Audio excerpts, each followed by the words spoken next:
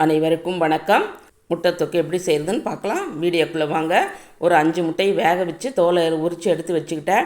இப்போ ஒரு மிக்சி ஜாரில் 2 தக்காளி பழமும், ஒரு 5-6 பல் பூண்டு, ஒரு துண்டு இஞ்சி, 1 ஸ்பூன் மிளகாத்தூள், 1 ஸ்பூன் மல்லித்தூள், 1 ஸ்பூன் சீரகத்தூள், 1/2 ஸ்பூன் கரம் மசாலாவும் சேர்த்து நல்லா நைஸாக அரைச்சி எடுத்து வச்சுக்கிட்டு, ஒரு வடைச்சட்டி வச்சு கொஞ்சம் உண்டுன்னு எண்ணெய் ஊற்றி சோம்பு, பட்டை, கிராம்பு எல்லாம் போட்டு வெடித்த பின்னாடி 2 பெரிய வெங்காயம் பொடிசாக கட் பண்ணி வச்சுருக்கேன். அதையும் சேர்த்து வதக்கிட்டு, ஒரு 1/2 ஸ்பூனு உப்பு போட்டிங்கன்னா சீக்கிரம் வெங்காயம் வதங்கிடும். உப்பு போட்டு வதக்கிட்டு தேவையான கருவேப்பிலை ஒரு கொத்து போட்டுட்டு, இதுக்கு இந்த டிஷ்ஷுக்கு தேவையான மஞ்சத்தூள் ஒரு 1/2 ஸ்பூன் போட்டு நல்லா வதக்கி விட்டுட்டு, நான் அரைச்சி வச்ச தக்காளி விழுதையும் சேர்த்து மிக்சி ஜாரில் கொஞ்சம் தண்ணி ஊற்றி அதையும் சேர்த்து ஊற்றிக்கிட்டு நல்லா கொதிக்க விட்டு தண்ணியெல்லாம் சுண்டுன பின்னாடி நம்ம வேக வச்ச முட்டையை சின்ன கீரல் போட்டு அந்த மசாலாவில் போட்டு பெரட்டி எடுத்து ஃபைனலாக மல்லித்தலையை தூவி இறக்குனா சுவையான முட்டை தொக்கு ரெடி.